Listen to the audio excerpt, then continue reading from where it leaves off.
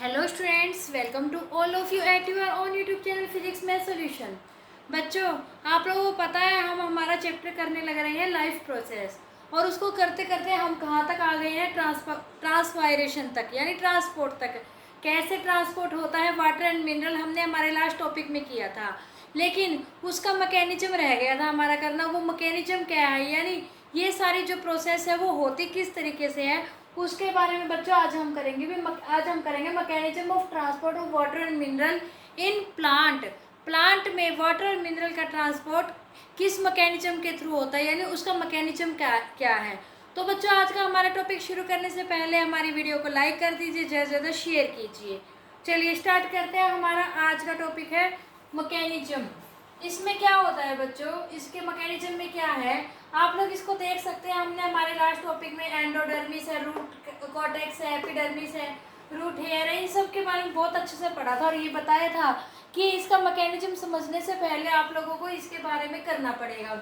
चलिए बच्चों, अब हम करते हैं किस तरह से इसमें होता है। इसमें क्या होता है बच्चों, जो ये रूट हेयर है ना, ये वाटर को ऑब्जॉर्व करते हैं। कैसे वाटर को ऑब्जॉर्व करते हैं? जिसमें ऑलरेडी मिनरल होते हैं, हमने यही किया था ना, उसको ऑब्जॉर्व करते हैं। और ये स्टेम जो जाइलम वेसल होता है स्टेम में, ये क्या करता है, इसे लीफ तक या फिर बाकी पार्ट्स तक, प्लांट के बाकी पार्ट्स तक क्या करता है, लेके जाता है। यानी यहाँ पर इसके द्वारा ऑब्जॉर्व किया जाता है और इसके द्वारा सारे पार्ट्स में फैलाया जाता है। लेकिन किस तरह से होता है? जो हमारी ये रूट हेयर होते हैं ना बच्चों, ये डायरेक्टली कांटेक्ट होती है, बल्कि कांटेक्ट होता है इसका डायरेक्टली किसके साथ? सॉइल के सॉइल के पार्टिकल्स के साथ। और उन पार्टिकल के बीच में क्या होता है बच्चों? वाटर होता है। और उस वाटर में क्या होता है? साथ में मिनरल्स भी होते हैं। ये हमने हमारा लास्ट टॉपिक में किया था। तो यहाँ से क्या है, जो ये रूट हेयर है ना बच्चों, ये क्या करती है, उसमें रूट से क्या करती है, वाटर को ऑब्जॉर्व करती है।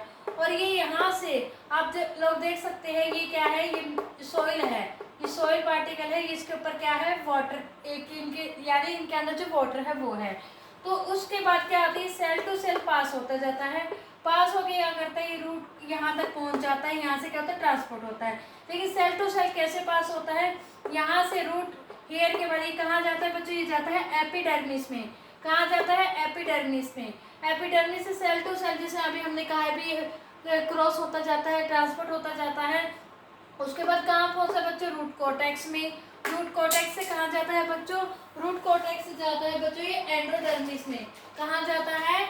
एंडोडर्मिस में जाता है। और उसके बाद एंडोडर्मिस से रूट जाइलम में। रूट जाइलम में क्यों जाता है? क्योंकि बच्चों ये डायरेक्टली कांटेक्ट होते हैं एक दूसरे से। और रूट जाइलम से बच्चों ये कहाँ जाएगा?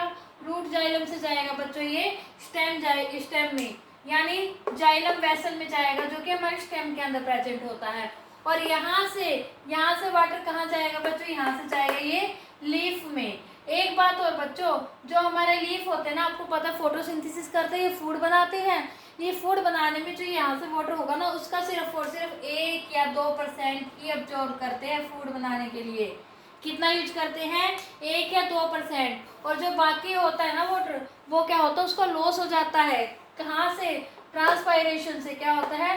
लॉस हो जाता है, ट्रांसपायरेशन हो जाता है यहाँ से वाटर का। और वो कहाँ चला जाता है? एयर में चला जाता है।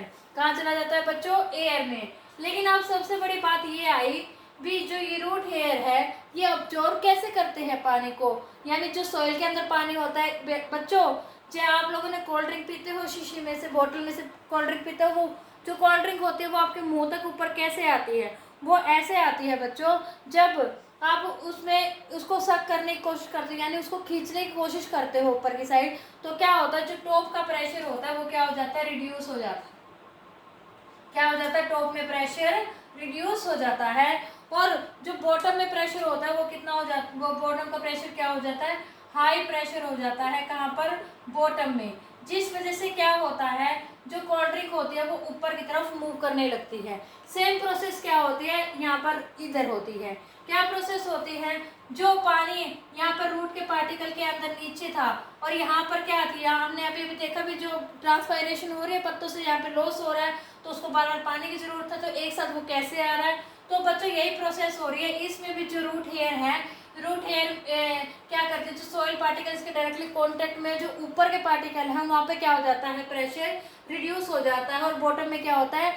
इंक्रीज हो जाता है। तो प्रेशर जहाँ पर ज़्यादा होगा वो क्या करेगा, वहाँ से कम की तरफ फ्लो करता है। हमने ये किया हुआ है ना बच्चों ऑस्मोसिस में, ऑस्मोसिस प्रोसेस में, डिफ्यूजन में, ऐसा पढ़ा हुआ है ना, यही होते हैं ना ऑस्मोसिस और डिफ्यूजन। तो क्या करेगा वो पानी यहाँ से क्या करेगा, ऊपर की तरफ मूव करने लगेगा, यानी रूट हेयर की तरफ आने लगेगा, और जिससे क्या होगा, ये सारे के सारे यहाँ पर प्रोसेस मतलब कि सब यहाँ तक आपका पानी आ जाएगा।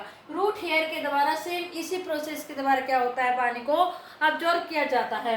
और जो यहाँ पर पानी को लॉस होता है बच्चों, यानी पानी जो इवेपोरेट होता है यहाँ पे लीव्स के थ्रू, स्टोमेटा के थ्रू, तो उसको क्या कहा था हमने, उसको नाम दिया था बच्चों हमने ट्रांसपायरेशन का। आगे समझ में बच्चों कैसे होता है यहाँ पर सब कुछ, इसका मैकेनिज्म समझ में आ गया। आई होप बच्चों आप लोगों को हमारा आज का ये topic mechanism of transport of water mineral बहुत अच्छे से समझ में आ गया होगा। भी प्लांट के अंदर एक्चुअली में ये सारे प्रोसेस का मैकेनिज्म है क्या।